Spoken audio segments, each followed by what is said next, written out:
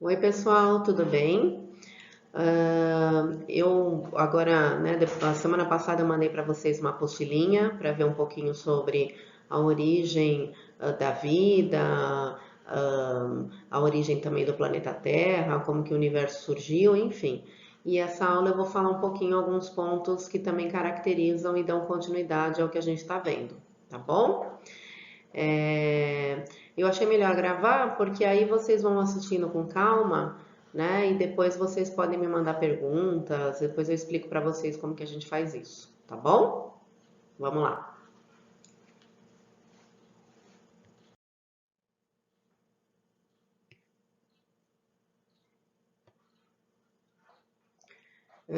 Então, assim, primeiro eu coloquei para vocês as condições dessa Terra primitiva, né? Então a gente sabe que a gente começa com a teoria mais aceita, que é a do Big Bang, né? Onde tudo começou a formação de todo esse universo há 13,7 bilhões de anos atrás.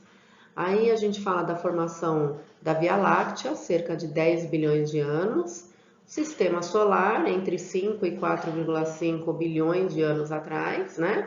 Até chegar à formação do planeta Terra, cerca de 4,6 bilhões de anos, tá?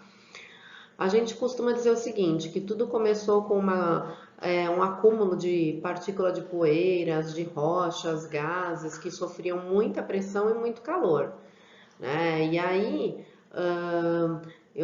durante os primeiros 700 milhões de anos, a Terra ela recebia uma quantidade muito grande de asteroides, né? Que eles traziam uma grande concentração de água e átomo de carbono, tá? Ela se evaporava, essa água, essas moléculas, se acumulavam na atmosfera e aí, quando sempre entrava nessa região mais fria, ela acabava sofrendo a precipitação. Aí a gente fala que através de mais ou menos 1 bilhão de anos do planeta, a Terra já começou a se resfriar, né? E todo esse acúmulo de moléculas que a gente falou aqui começaram a formar finalmente os grandes oceanos, tá bom?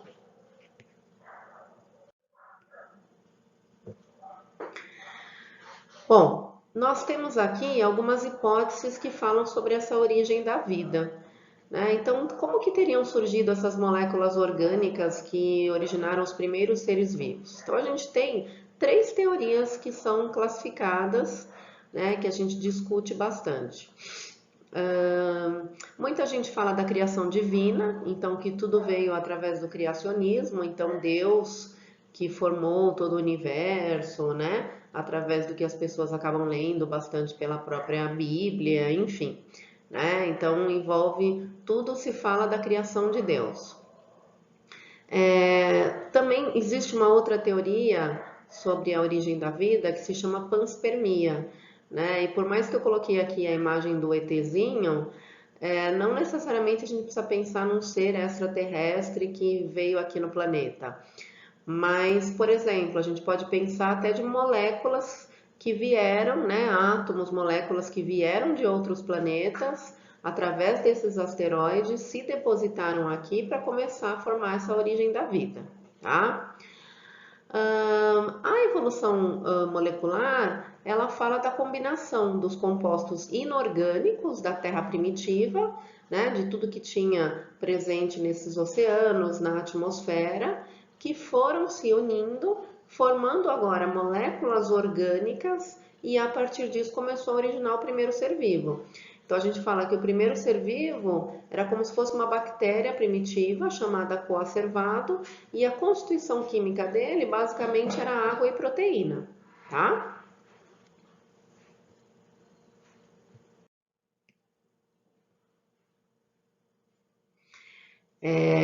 Então aqui fala um pouquinho sobre essas hipóteses, tá? Eu coloquei para vocês a questão das transformações moleculares, da evolução molecular, né? Essa imagem que vocês estão vendo aqui mostra das condições de como que era essa Terra primitiva, com todos esses gases, essa atmosfera, né?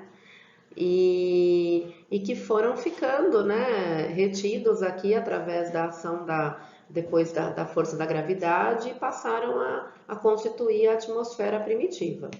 Tudo bem?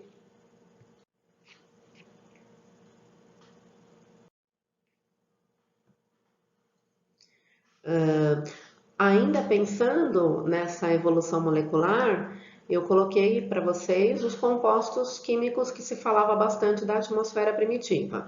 Então, os gases que provavelmente existiam nessa época eram o gás metano, a amônia, o hidrogênio e vapor de água.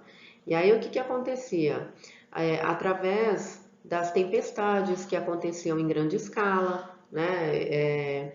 Eu coloquei aqui para vocês uma imagem que mostra aqui as tempestades, os raios, eles, através também desse calor muito grande dos vulcões ativos, o que começou a acontecer? Essas partículas começaram a se quebrar, né? E aí, através das moléculas que existiam nessa atmosfera primitiva, elas começaram agora a se transformar em outras moléculas. Então, é a partir daí que começaram a formar, saímos de substâncias inorgânicas, né, que já existiam ali no planeta, e passamos a formar substâncias orgânicas, que a menor partícula aqui é o aminoácido. Esse aminoácido, o conjunto dele começa a formar as proteínas, e a composição da água mais a proteína forma a primeira bactéria primitiva, que é chamada de coacervado. Então, substância inorgânica é tudo que já existe no ambiente. Quando eu falo de água, quando eu falo de sais minerais, tá? O orgânico é o que vai ser proveniente de algum ser vivo. Então, esse aminoácido é que deu a caracterização para formar o primeiro ser vivo, que era essa bactéria primitiva.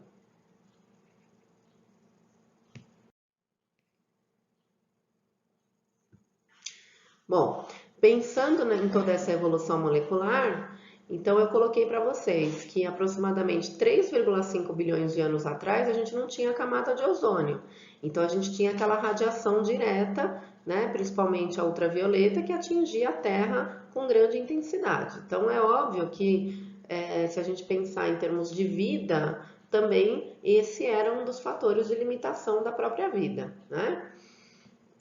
Esses aminoácidos passaram a serem arrastados pelas águas das chuvas, passaram a se acumular nesses mares primitivos por conta do constante das chuvas, da precipitação constante, né?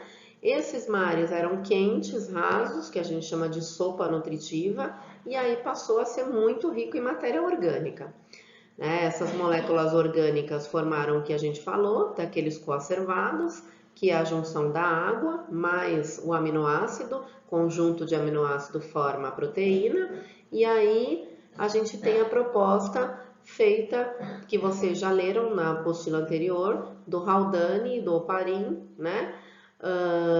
O Haldane, ele aperfeiçoou a ideia mesmo do Oparin, né? Que fala dessa sopa, né, de coacervado, essa sopa nutritiva, e graças a tudo isso a gente fala que teve a origem da formação da vida, né? Porque esse aminoácido, ele veio formar um ácido nucleico, tá? Que hoje a gente conhece bem como um DNA, uma molécula de DNA, né? E a partir disso a gente começa a ter evoluções dos outros, né, dos demais seres vivos.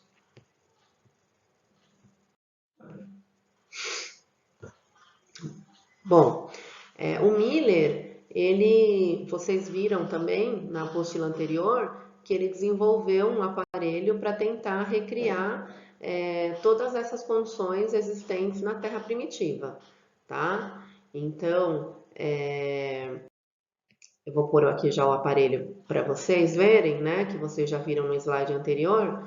Então, ele colocou aqui todos esses gases da atmosfera primitiva. Aí ele simulou as descargas elétricas que aconteciam, né?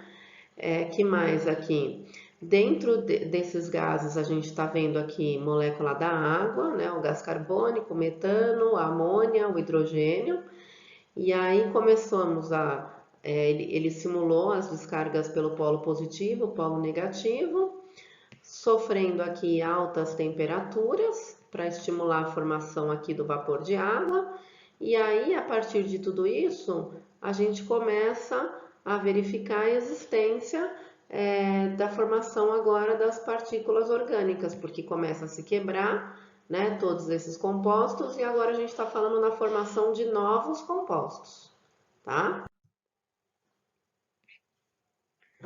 Bom, outra questão importante para a gente parar para pensar é do que se alimentavam esses primeiros seres vivos. Então a gente tem algumas hipóteses.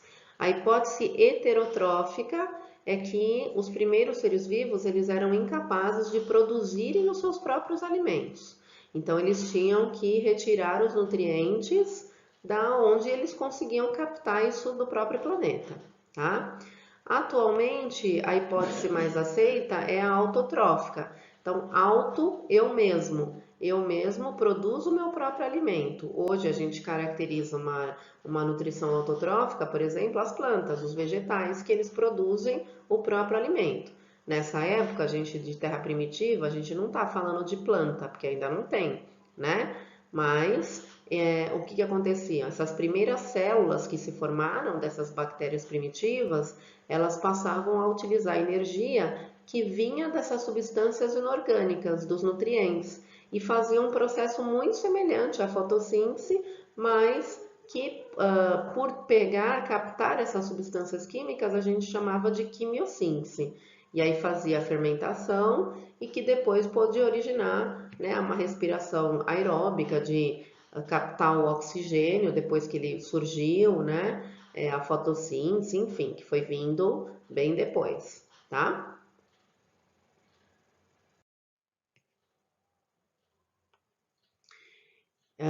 Então, olha só, essa imagem que eu coloquei. A gente fala do processo anaeróbico, que é a fermentação. A fermentação, ela nada mais é do que utilizar outros gases sem ser o oxigênio, né? Então, olha lá, eu coloquei açúcar, glicose, vai ser quebrado no etanol, no álcool etílico e no gás carbônico, e aí vai liberar energia. Aí, essa energia que vai ser liberada, aí já vai ter a possibilidade de fazer o processo da fotossíntese. Então, olha lá, energia luminosa, molécula de clorofila, vai gerar a glicose a partir da água e do gás carbônico, né? E aí isso vai propiciar a formação também da estrutura do gás, do oxigênio, que vai produzir o ATP, que a gente vai falar disso mais para frente, que é uma bomba de energia que veio de toda essa matéria orgânica produzida na questão da fotossíntese.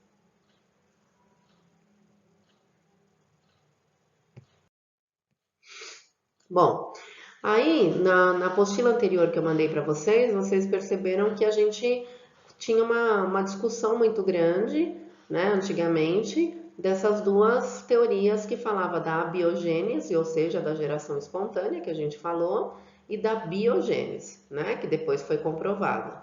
Então, lembrando que a biogênese era aquela ideia da geração espontânea, que tudo surgiu, os seres vivos surgiam do nada, né? E a biogênese não, que o ser vivo que vai originar outro ser vivo que já, né, que veio de um ser já existente, tá bom?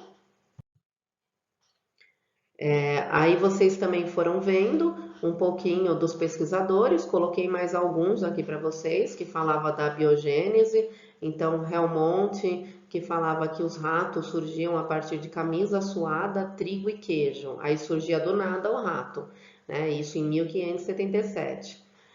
O Leeuwenhoek, que ele falava muito dos micro-organismos que vinham do nada também através da água, de partes do corpo, da terra, enfim. O Needham, que ele começou a analisar esses caldos nutritivos da carne e que ele, a partir disso, ele falava que os micro-organismos também surgiam do nada.